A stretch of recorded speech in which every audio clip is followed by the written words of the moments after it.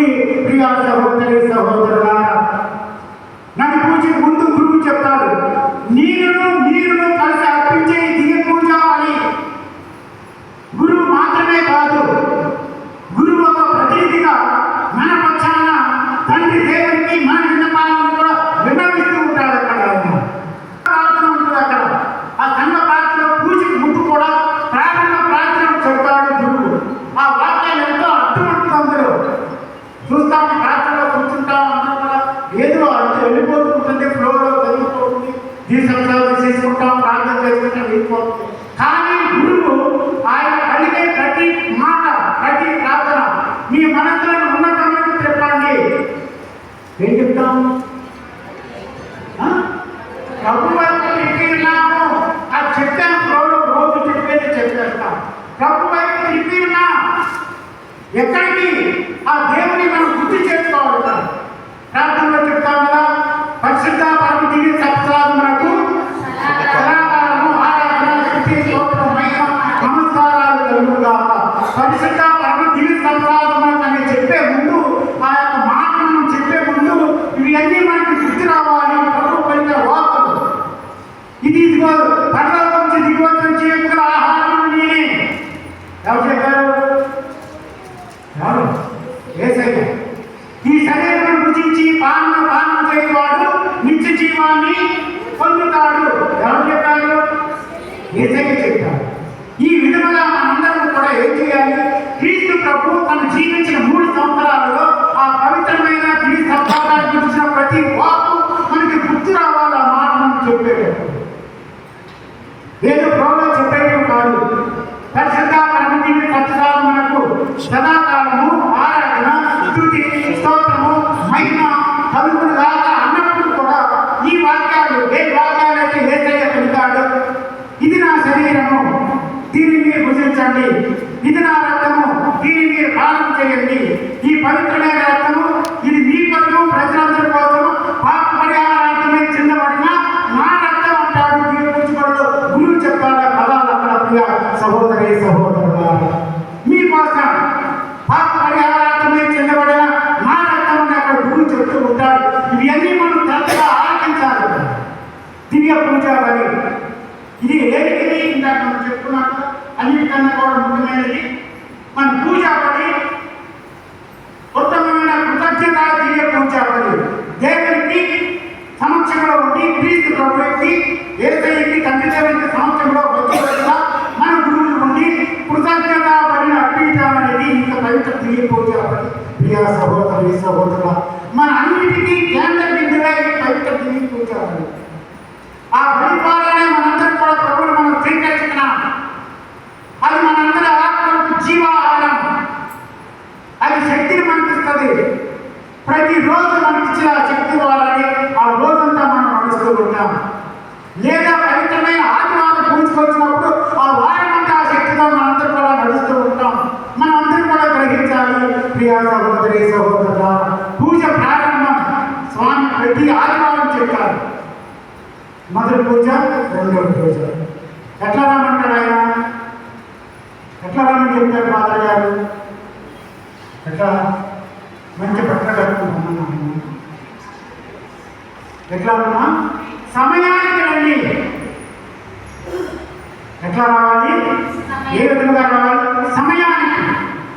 నిండు పూజలో పాల్గొందువుగాక, నిండు ఆరాధనలో పాల్గొందువుగాక. వెళ్ళాలి. సమయం ఉన్నప్పుడు చూద్దామలే, సరే ఈరోజు ఏ పని లేదుగా ఇంకాసేపు గుళ్ళో కూర్చుని వద్దామలే. ఇది కాదు మనం చేయాల్సింది. ఎంత అవసరమైన పనున్నా కూడా పక్కన పెట్టి ఇదిగో ఖచ్చితంగా వచ్చి పవిత్ర దివ్య పూజ పనిలో సమయాన్ని కూడా పాల్పంచుకోవాలి. అది మన క్రైస్తవ యొక్క ధర్మం.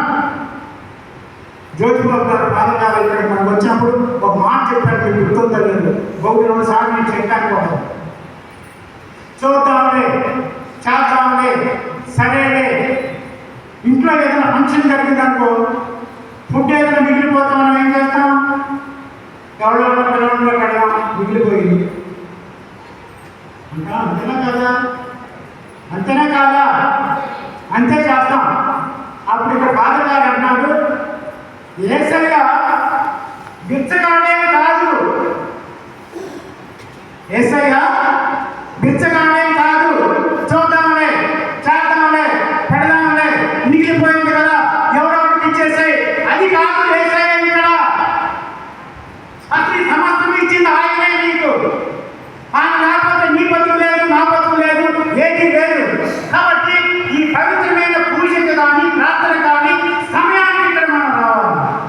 పితా పుత్ర పవిత్రాత్మ నామమున ఆమేన్.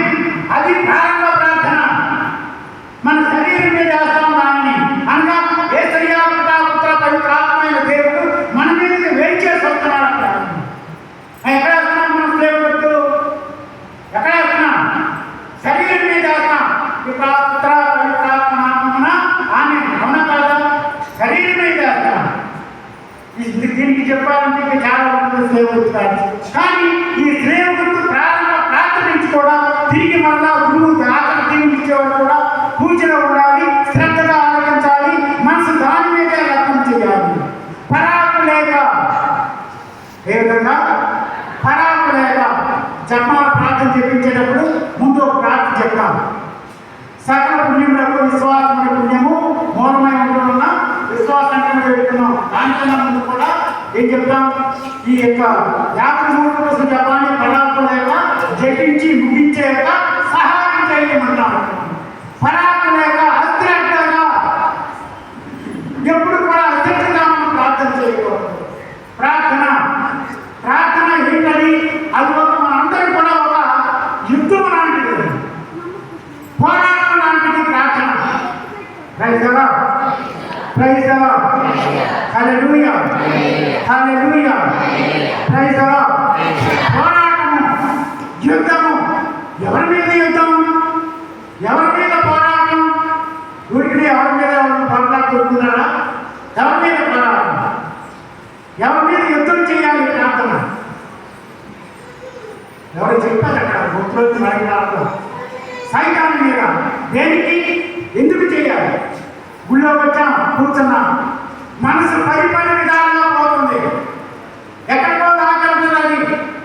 ఏంటి ఆలోచన? ఏదో ఒక ఆలోచన, ఏదో ఒక చెడ్డ తలంపు, ఏదో ఒక సైతాన్ని శోధన. మనసు మాత్రం దాని మీద పెట్టలేం. పూజలో గురువులు ఏ ప్రార్థన చేస్తున్నారో పెట్టలేం.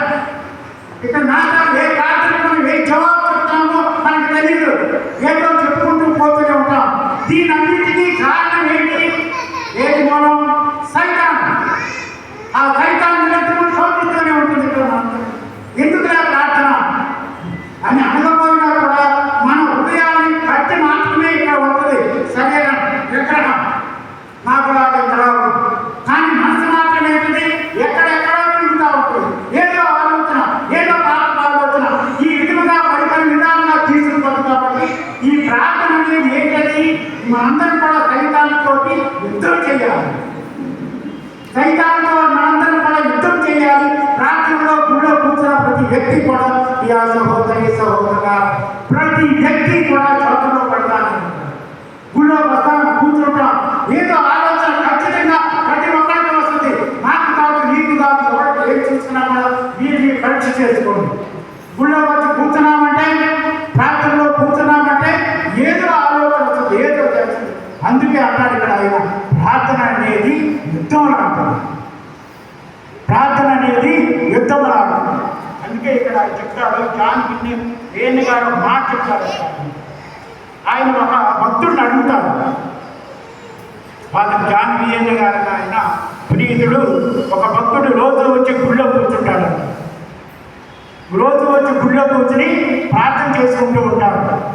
ఆ ఫాదర్ జాన్ విన్యన్ గారు ఆ యొక్క విశ్వాసం అడుగుతాడు, నువ్వు రోజు గుడికి వస్తున్నాను, అరగంట గంట కూర్చుని ఉంటావు, ప్రార్థన చేస్తావు, ఏం ప్రార్థన చేస్తావు అడిగాడు. అంటాడు, నేను ఏం చేయనండి, నేనేమి ఆ శ్రీమంతుల మీద నన్ను చూసుకుంటూ కూర్చుంటానండి, అంతే.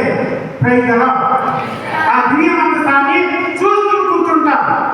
నా హృదయంలో ఎన్నో ఆలోచనలు వస్తాయి, అక్కడ ఎన్నో తలంపులు వస్తాయి, దేవుడి యొక్క వాక్కులు ఎన్నో గుర్తు వస్తాయి. దేవుడు చెప్పిన ప్రతి మాట నా హృదయంలో నెమరు వేసుకుంటూ ఉంటాను. కానీ నా అంతగా ఏమి ఆయన ఏమి అడగను, ఏమి ప్రార్థన చేయను. నా యొక్క హృదయం దేవుడి మీద లగ్నం చేసి దివ్య సంసాద ప్రభువున్న దివ్య మనసు మీద కేవలం చూస్తూ కూర్చుంటాను. అదే నా ప్రార్థన అన్నాడంట ఆ యొక్క విశ్వాసి ప్రియ సహోదరి సహోదరులారా. ఈ రోజున ఇప్పుడు పవిత్ర ఆ యొక్క పీఠ మీద దివ్య సంసాదం ప్రదర్శించబడిందంటే తీసేసి దివ్య మనసులో ఉన్నప్పుడు కూడా దివ్య సంసాదం మన కోసం ఎదురు చూస్తూనే ఉంటున్నాడు. ఇప్పుడు ఏ విధంగా ప్రదక్షిణలో దివ్య సంసాద ప్రభు మన వద్ద చూస్తున్నాడు,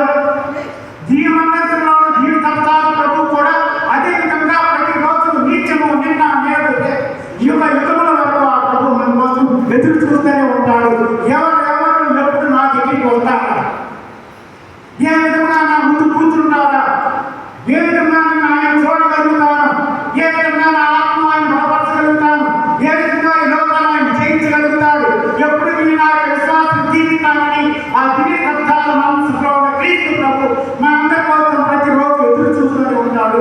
ప్రియ సహోదరి సహోదరులారా, praise the Lord, praise the Lord, hallelujah, hallelujah, hallelujah. తర్వాత మత్తయి సువార్తలోని 5, 6, 7 అధ్యాయాల్లో మనం చూస్తే క్రీస్తు ప్రభు కొండ మీద ప్రసంగంలో ఎన్నో ఉపమానాలు చెప్తాడు మనందరికీ. ఆయన క్రీస్తు ప్రభు కొండ మీద ప్రసంగంలో ఎన్నో ఉపమానాలు మనం అక్కడ చూస్తూ ఉంటాం. Praise the Lord, praise the Lord, praise the lord.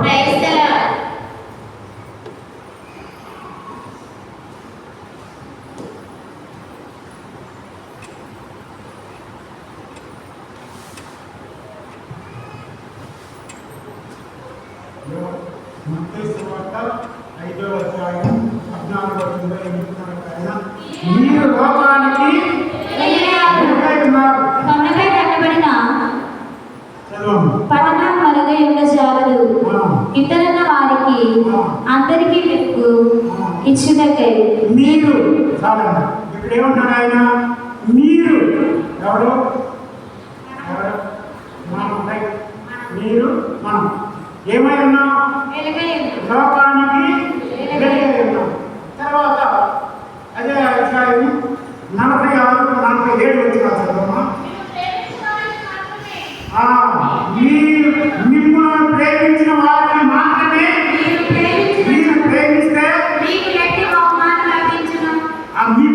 బహుమానం లభించును? సుంకరులు సైతము చేయలేదా?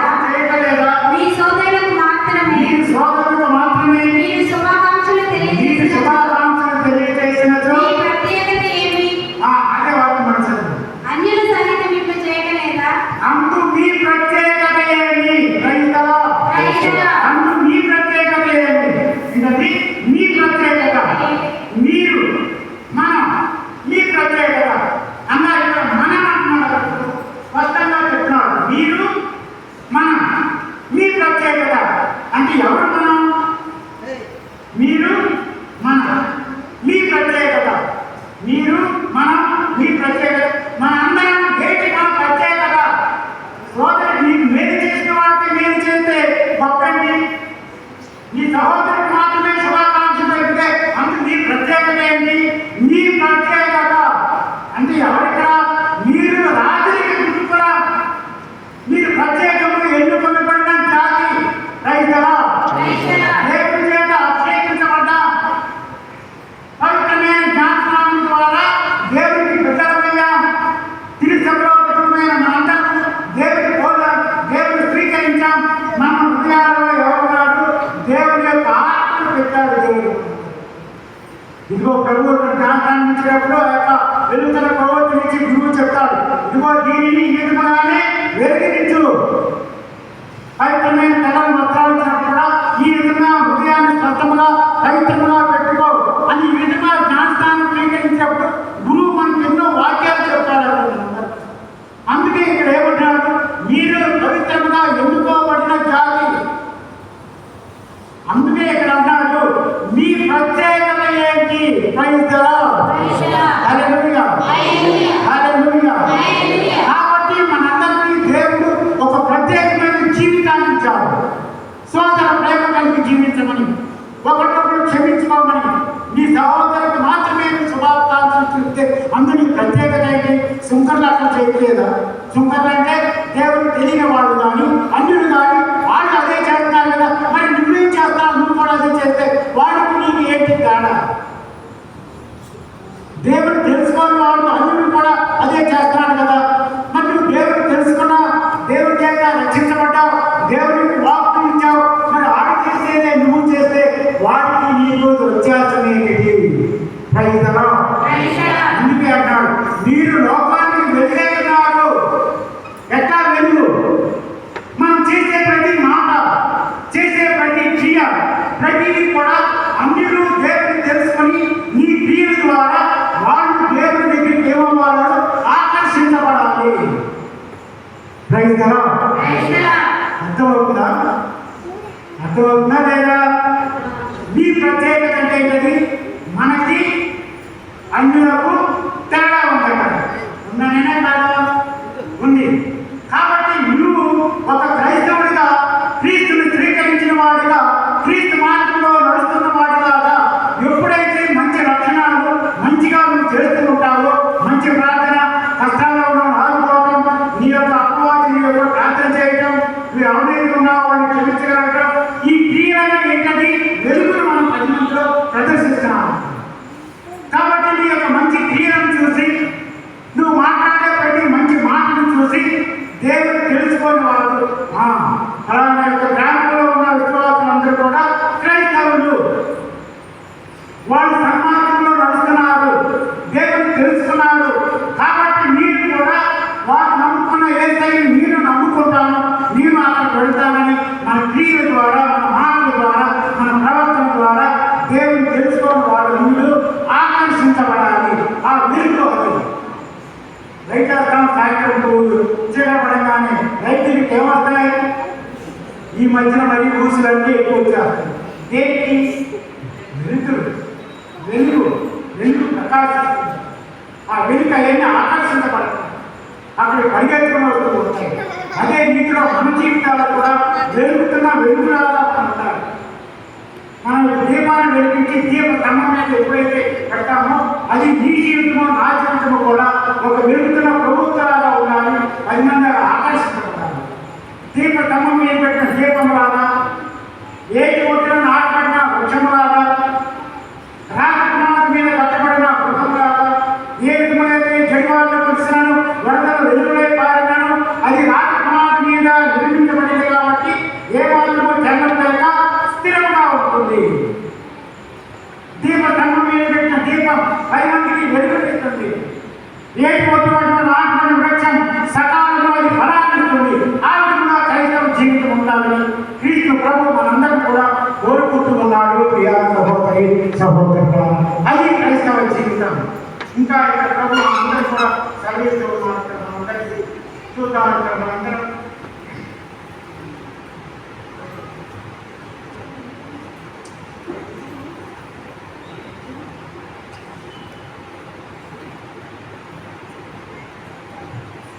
మత్తయి సువార్త 7:3. నీ కంటిలోని దూలమును గమనింపక నీ సహోదరుని కంటిలోని నలుసును వేలెత్తి చూపెద వేళ నీ కంటిలోని నలుసును తీసివేయమని నీ సోదరితో నీవు ఎట్లు అడగగలవు.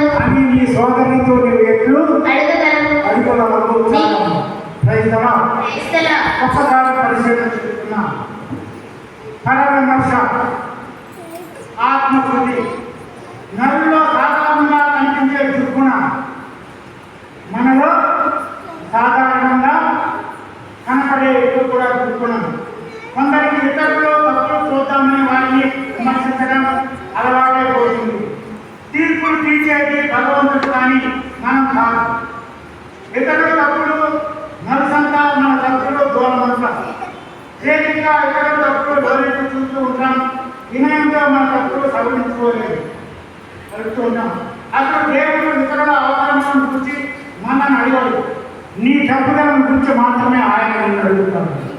రైతుగా దేవుడు ఎప్పుడు నా తప్పుల గురించి నేను అడగడు. ఏ తప్పుల గురించి అడుగుతాడు? నీ తప్పుల గురించే నేను అడుగుతాడు. కాబట్టి నీ సంగతి ఏంటో నువ్వు చూసుకో. ఎదురువాడి కంట్లో నడుస్తుందంటావేంటి? అసలు నీ కంట్లో ఉన్న దూరాన్ని ఏం చేస్తున్నావు? దూరం అంటే నిట్టాడు కట్టుకున్న వెళ్ళలో ఎందుకంటే ఎంత పోతే 8 10 అంతెత్తు నలుసు నీ కంట్లో ఉంది. కానీ ఎదురువాడి కంట్లో ఉన్నది ఏంటది? చిన్న నడక. నీ కంట్లో నడకపోతే తీసుకుపోయిరా. అసలు నీ కంట్లో ఉన్న దూరం సంగతి ఏంటి? అట్లా మనం జీవితాన్ని మనం ఎవరికి వాడిని మనం ఆత్మపరిచయం చేసుకోవాలి. ఎదుటి వాడిని తీర్పు తీర్చేటప్పుడు, ఎదుటి వాడిని మనం ఖండించేటప్పుడు నీరేంటి ముందుగా నన్ను నేను ప్రక్షాళన చేసుకోవాలి.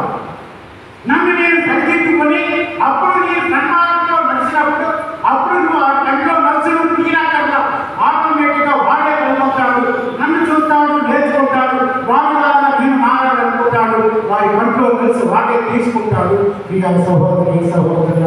అందుకే ప్రభు స్పష్టంగా ప్రభు చెప్పిన ప్రతి ఉపమానం తేలిక అర్థమయ్యేది మనందరం.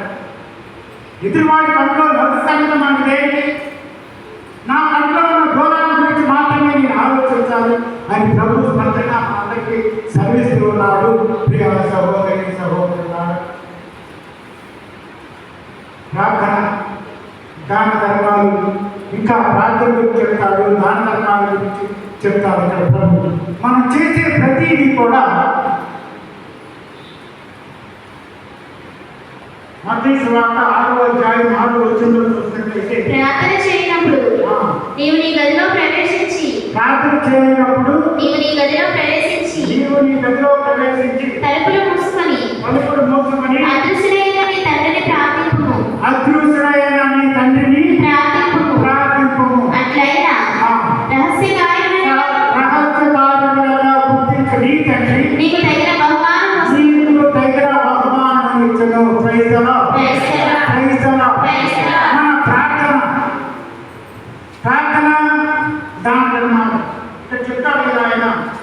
దాన ధర్మాలు, ప్రార్థన, ఉపవాసం ఈ మూడు యూదుల భక్తి తీరులో చాలా ముఖ్యమైనవి.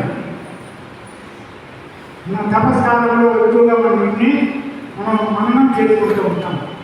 తపస్కాలం ప్రార్థన మొదలు ఉంచుకోవడం. అందుకే యూదులో అన్నింటినీ చూస్తాం. దాన ధర్మాలు, ప్రార్థన, ఉపవాసం యూదుల భక్తి తీరులో చాలా ముఖ్యమైనవి. లోకంలో జనం నడులు పెట్టుకునేందుగా దాన ధర్మాలు చేస్తాం. ఇంకా కొన్ని నాట్లయితే ఏదైతే చేసినప్పుడు మా పేరు రాలేదు, మా పేరు రాలేదు అనేవాడు ఉన్నారు. కొంతమంది అయితే దేవుడికి ఏదైనా ఇచ్చిన తర్వాత అసలు మా పేరు చదవద్దని ఉంటారు. దేనికి ప్రభు చెప్తున్నాడు, మనం కుడి చేతితో చేసేది ఎడమ చేతికి తెలియకుండా ఉండాలి, మనం ఎడ చేతితో చేసేది కుడి చేతి కూడా తెలియకుండా. కానీ వీటన్నిటికీ బహుమానం చేసేవాడు మాత్రమే చూడాలి. ఎవరికి దీనికి బహుమానం ఇచ్చేది మనకి? దేవుడు మాత్రమే. ఈ యొక్క బహుమానం ద్వారా, ఈ యొక్క దాన ధర్మాల ద్వారా మానవుడు ఏమి చేయలేడు. ఇంకా పడితే ముందుగా మనం మొహం మీద ఏదైనా సృష్టించవచ్చు, పక్కకి వెళ్ళాక విమర్శించవచ్చు. కానీ ఈ రాజకార్యాలు చూసేది, ప్రతిఫలాన్ని ఇచ్చేది మాత్రం సాక్షాత్తు దేవుడే. ప్రియ సహోదరి సహోదరుల, మనం చేసే మంచి క్రియ, పుణ్య కార్యం ఏదైనా ఎవరు చూడడం వల్ల దేవుని గుర్తిస్తే చాలు. ప్రియ సహోదరి సహోదరుల, మానవుల యొక్క మెప్పు కోసము, 10 మంది నన్ను మెచ్చుకోవడం కోసము ఈ విధమైన దాన ధర్మాల ద్వారా మనం పొందుకునే లాభం ఏమీ లేదు. రహస్య కార్యములలో గుర్తించ నీ తండ్రి నీకు తగిన బహుమానం ఇస్తాడు. కాబట్టి ప్రతి ఒక్కరికి మనం సహాయం చేసే మంచి మనస్తత్వం కలిగి జీవించమని ప్రభు మనందరం కూడా కోరుకుంటున్నాడు. అందుకే యూదు చెప్తున్నా దాన ధర్మానికి, ప్రార్థనలకి, ఉపవాసానికి వారు ప్రాధాన్యత ఇచ్చేవాడని వాక్యం మనందరం కూడా కలిగింది. నరుడు ప్రవర్తనలు దాన్ని ఆశిస్తారు. అయితే రేపు మన భక్తి క్రియలను బహుమతిని ఇచ్చేది దేవుడు కానీ నరుడు కాదు. మన భక్తి బహుమతులకు ఇచ్చేది, ప్రతిఫలాన్ని ఇచ్చేది ఎవరు? దేవుడు కానీ నరుడు కాదు. కాబట్టి మనం చేసే ప్రతి క్రియ కూడా దేవుడు చూడాలి. దేవుడి ద్వారానే మనం అందరం కూడా లబ్ధి పొందుకోవాలి ప్రియా సహోదరి సహోదరుల. కాబట్టి ఈరోజు ఈ పవిత్రమైన శుక్రవారం నాడు మనం విన్న కొన్ని వాక్యాలైనా మళ్ళా తిరిగి వచ్చే శుక్రవారం మనం గుర్తుంచుకోవాలి. ప్రార్థన ఉన్నాము, సమయానికి గుడికి రావడం, ఉదయకాల ప్రార్థన నుంచి మనం ప్రార్థించాలి. ఉదయకాల ప్రార్థనలు ఏం చేస్తామని అనుకుంటున్నాం? ఈ దినమంతా కాపాడినందుకు మీకు వందనాలయ్యా, ఈ రాత్రికాలం అంతా కాపాడా, అన్ని మేలు చేశావు అని వందనాలు చెల్లిస్తాం. తర్వాత ఏం చేస్తాం? ఈ దినము మనకు ఎటువంటి కీడులు రాకుండా సర్వేదన్ని వేడుకున్నాం. సకల కీడుల నుంచి, సకల కష్టాల నుంచి, బాధల నుంచి, వ్యాధి నుంచి, భూకంపాల నుంచి, అంటురోగాల నుంచి ఇవన్నీ సంభవించినప్పుడు కూడా ఏం చేస్తాం? అబ్బో పరిగెత్తుకుంటూ వస్తాం దేవుడి నుంచి. కానీ వీటిని వేడుకోవడానికి మాత్రం ప్రభు దగ్గరికి మనం రాం. తర్వాత చెప్తాం సుకృత పుణ్యాలు. ఇక్కడ ఏం చేస్తామని అందరం కూడా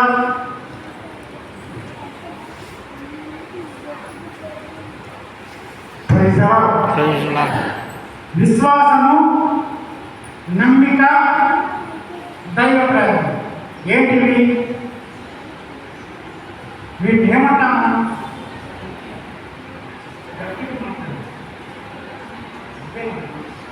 సుకృత పుణ్యాలు. ఇక్కడ మనం ఉదయకాల ప్రార్థనలు కూడా 3 చెప్తాం. పితయైన సర్వేశ్వరుడైన కుమార్తె కన్యమరియమ్మ, పుత్రుడైన సర్వేశ్వరుని పరిశుద్ధ తల్లి అయిన కన్యమరియమ్మ, పవిత్రాత్మ సర్వేశ్వరుని విష్ణు తీరాలైన కన్యమరియమ్మ. ఎన్ని చెప్పాను? ఏంటవి? ఏం చెప్తాను? విశ్వాసము, నమ్మిక, ధైర్యం. వీటిని మనం సుకృత పుణ్యాలు అంటాం. వీటన్నిటిలో ముఖ్యమైనది దేవుడి యొక్క ప్రేమ. ఈ యొక్క సుకృత పుణ్యాల ద్వారా పరిశుద్ధ మరియమ్మ, ఈ దినముని అనేక సక్రియం చేయనట్లుగాను నన్ను నీకు సమర్పించుకుంటున్నాను. కాబట్టి ఈ రోజున నేను కొన్ని సుకృత పుణ్యాలు చేయించమ్మా. సుకృత పుణ్యాలు మంచి నేను ఏదో ఒక మంచి పని, రోజు ఒక మంచి క్రియ, మంచి ఆలోచన, మంచి ప్రార్థన, సహాయం చేయడం. ఈ సుకృత పుణ్యాలు చేసినప్పుడు ఎంతో కొంత మన పాపాలు పరిష్కరించబడతాయి. సకల పుణ్యంలో విశ్వాసమైన పుణ్యం మూలమైపోయినా కాబట్టి మనం విశ్వాసంగా చెప్పుకుంటూ ఉంటాం. అప్పుడు విశ్వాసం అనేది ఎంతో పుణ్యమైనది. ఏదో మాట కాదు విశ్వాసం చెబుతామంటే అది ఖచ్చితంగా మనం విశ్వసించగలగాలి, నమ్మగలగాలి. కేవలం ఏదో మాటలు చెప్పడం కాదు. ఆ విశ్వాసము అది మన యొక్క ఊపిరి. విశ్వాసము ప్రతి క్రైస్తవుడికి దేవుడి మీద కలిగే విశ్వాసం అనేది ప్రతి క్రైస్తవుడికి కూడా అది ఒక ఊపిరి లాంటిది. ఆ ఊపిరి ఆగిపోతే ఎప్పుడైతే మానవుడు తిరిగి కఠినంగా మారుతాడో, ఎప్పుడైతే క్రైస్తవ జీవికి విశ్వాసం అనేది సన్నగిలితే విశ్వాసపరంగా వాడు కూడా ఏమవుతాడు? నాశనం అవుతాడు. అది ఊపిరి ఆగిపోయినట్టే. ఆ విశ్వాసం ఎప్పుడైతే మనలో చచ్చిపోతుందో, ఆ విశ్వాసం ఎప్పుడైతే అవిశ్వాసంగా మారుతుందో, ఆ వెళ్దాంలే చూద్దాంలే, గుడికెళ్ళిన వాళ్ళందరూ ఏం చేసుకున్నా ఏం జరిగింది, గుడికెళ్ళిన వాళ్ళు బాగోలేదా అని అవిశ్వాసమైన మాటలు ఎప్పుడైతే మనం కలుగుతున్నామో మనం అవిశ్వాసంగా ఆత్మపరంగా మనందరూ చనిపోయిన వెంటనే కదా. విశ్వాసంతో జీవించేటప్పుడే ఆధ్యాత్మికంగా మనం జీవించగలుగుతాం. అటువంటి శక్తి మనందరికీ కావాలి. కాబట్టి ప్రార్థనకైనా పూజకైనా ఎప్పుడొద్దాం మొదలుపడడం అయిపోయిన తర్వాత, ప్రసంగం అయిపోయిన తర్వాత, లేదా కూసేపు కాసేపటికి ఆమె అంటామో అప్పుడు వద్దామా? ఎప్పుడొద్దాం? స్త్రీల గుర్తు ఏదే దగ్గర నుంచి కూడా ఉంటాను. అందుకే స్వామి ప్రతిసారి చెప్తారు, సమయానికి రండి, సమయానికి రండి, సమయానికి రండి. ఆ సమయంలోనే మనం దేవుడు మనందరూ కూడా ఆరాధన చేయాలి, స్థుతించాలి. ప్రియా సహోదరి సహోదరులారా, కాబట్టి ఈ రోజు మనం ప్రార్థన ఏదో రోడ్డుకు వచ్చింది వెలువైతే కాదు, హృదయంలోంచి రావాలి. ప్రతి ఒక్క వాక్ స్పష్టంగా ఉండాలి మన ప్రార్థన. ఒక చెరుకు ముక్క మనం తింటాం, లేదా ఒక చాక్లెట్ తింటాం. ఏం చేస్తాము? దాన్ని చెరుకు ముక్క ఎట్లా తింటాం? తెలుసుకుంటాం, నవ్వులుతాం. ఆ సార నోట్లో దిగుద్ది, అది వెళ్ళి గేట్లో కలుస్తుంది, నాలుగులో వచ్చి నారాయణంలో కలిసిన తర్వాత అబ్బో చాలా రుచిగా ఉంటారు, చాలా రుచిగా ఉంది అని రొట్టెలు వేసుకుంటూ మరుతాం, నవ్వుతాం, ఒడేసి నవ్వి దాని రసాన్ని మింగుతాం. దేనికి? దాని రుచి మనం ఆస్వాదిస్తున్నామంటారు. అంతేనే కాదు, అదే వ్యాపారం నవ్వమంటే అవుతామా? ఏంటి ఏదైనా కషాయం తాగమంటే తాగుతామా? అదే